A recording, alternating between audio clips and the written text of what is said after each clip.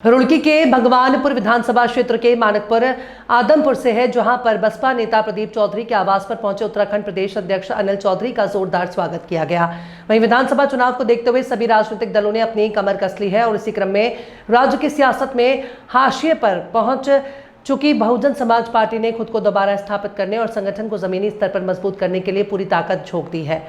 देर शाम भगवानपुर विधानसभा क्षेत्र के मानकपुर आदमपुर गांव में उस वक्त सियासी हलचल तेज हो गई जब बसपा के नवनियुक्त प्रदेश अध्यक्ष अनिल चौधरी और पार्टी के अन्य वरिष्ठ पदाधिकारियों का आगमन हुआ। बसपा नेता प्रदीप चौधरी के आवास पर आयोजित एक भव्य कार्यक्रम में पार्टी कार्यकर्ताओं और स्थानीय जनता ने नए प्रदेश अध्यक्ष का फूल मालाओं और पूरे जोश के साथ जोरदार स्वागत किया। कार्यकर्ताओं को संबोधित करते हुए नवनियुक्त प्रदेश अध्यक्ष अनिल चौधरी ने बसपा की मूल विचारधारा को रेखांकित किया। उन्होंने कहा कि बहुजन समाज पार्टी हमेशा से एक समतामूलक समाज के पक्षधर रही है। हमारा इतिहास गवाह है कि बसपा ने हमेशा समाज के दबे कुचले, शोषित, पिछड़ों, दलितों और अल्पसंख्यकों के हकूक की लड़ाई को पूरी प्रमुखता से लड़ा है। देखिएगा, पहले तो आपके सभी तमाम दर्शकों का और आप सब लोगों का बहुत बहुत धन्यवाद जो इतनी लगन से इस कार्यक्रम को आप लोग चला रहे हैं। चूँकि आदरणीय सुश्री बहन कुमारी माइती जी पूर्व मुख्यमंत्री उत्तर प्रदेश और राष्ट्रीय अध्यक्षा बहुजन समाज पार्टी एक त्याग की वह प्रतिमूर्ति है जिससे पूरे देश का दलित ही नहीं बल्कि पिछड़ा और अति पिछड़े, आदिवासी, अल्पसंख्यक सभी भारतीयों ने पहले भी आदरणीय सुश्री बहन कुमारी माइती जी के नेतृत्व में देश में एकजुट रहे हैं और उत्तर प्रदेश जैसे सबसे बड़े सूबे में चार बार मुख्यमंत्रित्व काल को संभाल कर और उसमें अपना सहयोग किया है और आगे भी जो धार्मिक उन्माद से किसी तरह से जो लोग बह गए थे वो आज भी वापसी हो रहे हैं। चूँकि शिक्षा, चिकित्सा, रोज़गार, इसकी दशा में जितने भी प्रयास, जो भी जितनी अपेक्षाएं लोगों की जो अपेक्षाएं थी वर्तमान केंद्रीय सरकार और राज्य सरकारों से, उसमें जिस तरह से उन सभी युवाओं की और तमाम नौजवान और बेरोज़गारों की जिस तरह से उपेक्षाएं हुई हैं, इसमें तमाम सभी लोग, सभी आवाम पूरी तरह से पीड़ित हुआ है। और इसी के मद्देनज़र आज सभी दलित ही नहीं बल्कि तमाम सभी देश के पिछड़े, अति पिछड़े सभी अल्पसंख्यक और आदिवासी भारतीयों ने एक बार फिर से करवट ली है। क्योंकि आपने देखा होगा कि जो दलितों के नाम पर जितनी तमाम अन्य पार्टियां भी जो बीएसपी को कमज़ोर करने की सपने देख रही हैं, उन्हें समझना चाहिए कि आदरणीय सुश्री बहन कुमारी माइती जी और मानवर कांसीराम साहब, जिन्होंने अपना पूरा जीवन, अपने जीवन की सभी खुशियां जिस तरह से समर्पित करके बहुजन समाज पार्टी के द्वारा तमाम देश की एक उस आंदोलन को जो बाबा डॉक्टर बी.आर. अम्बेडकर जी ने इस देश के संविधान के ज़रिए और तमाम उस संघर्ष को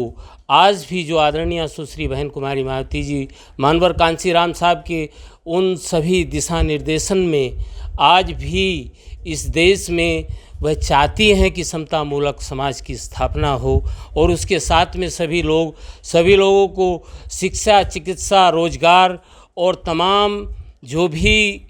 ज्वलंत मुद्दे हैं, तमाम जिस तरह से फिरकाप्रस्त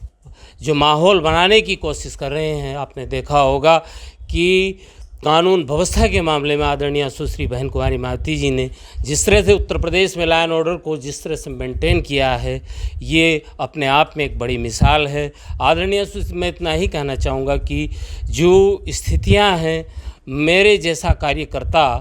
और जो पिछड़े समाज से जो मैं ताल्लुक़ रखता हूँ, चूँकि मैं पहले पार्टिकुलर था जो शुरुआती दौरों में चूँकि मैं चौथे दशक में प्रवेश किया है बहुजन समाज पार्टी के इस छत्र छाया में, चूँकि आदरणीय सुश्री बहन कुमारी माइती जी ने जिस तरह से मुझे शामिल किया था बहुजन समाज पार्टी में, उसके साथ साथ पहले मैं पार्टिकुलर था और आज जो मैं उस संघर्ष, उस उद्देश्य से जुड़ा हूँ जो पार्टी का उद्देश्य है। चूँकि पार्टी का उतराव चढ़ाव हमारे, इसके लिए हम स्वयं जिम्मेदार हैं। चूँकि आदरणीय बहन जी की नीतियों से कोई उपेक्षित नहीं है। क्योंकि आपने देखा होगा कि तमाम किसान वर्ग भी उत्तर प्रदेश में जिस तरह से आदरणीय बहन जी ने 40 रुपये से अधिक रुपए देकर के तमाम गन्ना मूल्य बढ़ा कर के एक मिसाल काम की है, और तमाम जितने चीनी मिल उद्योगपति थे उन्हें भी उसे लागू करने के दिशा में जिस तरह से उनके प्रयास रहे हैं वो अपने आप में एक मिसाल है। और सभी वर्ग आज भी बहन जी को बड़ी आशा और दृष्टि से देखता है, क्योंकि आदरणीय बहन जी अपने आप में एक बहुत बड़ी एक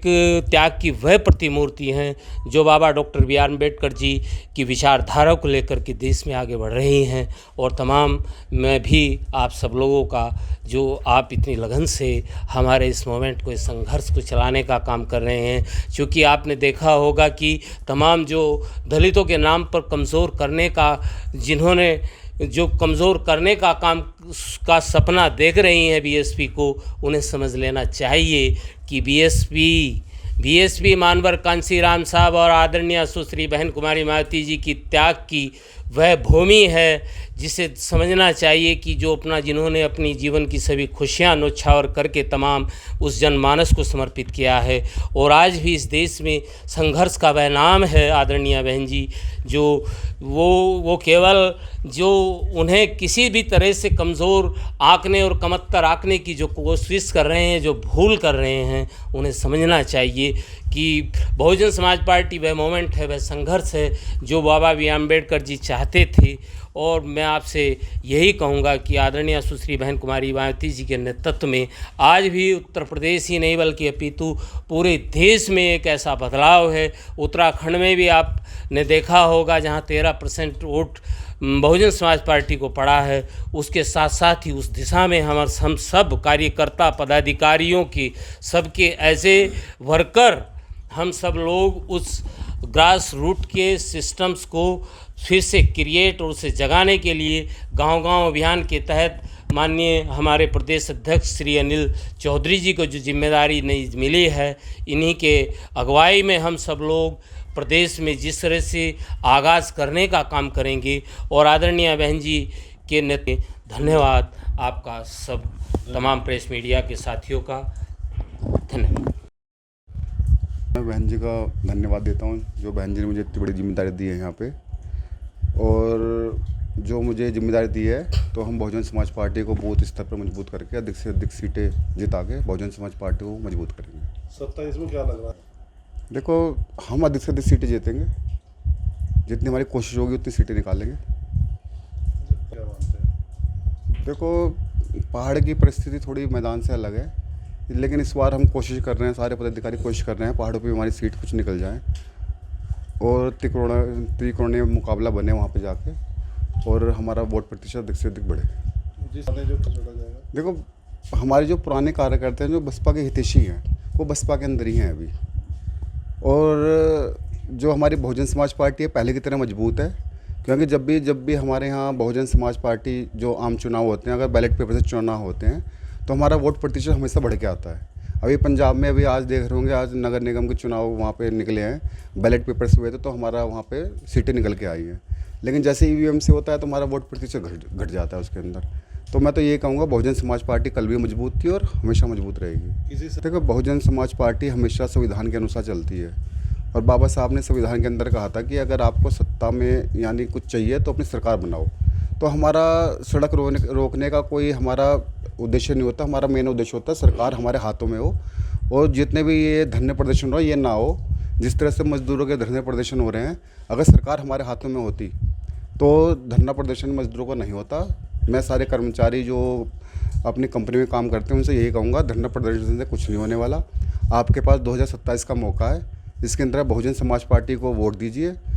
सरकार ने 13,000 रुपये कर रखे हैं, बहुजन समाज पार्टी आपको 30,000 रुपये महीना देगी, क्योंकि 13,000 रुपये महीने में कुछ नहीं होता आज के टाइम में। देखो,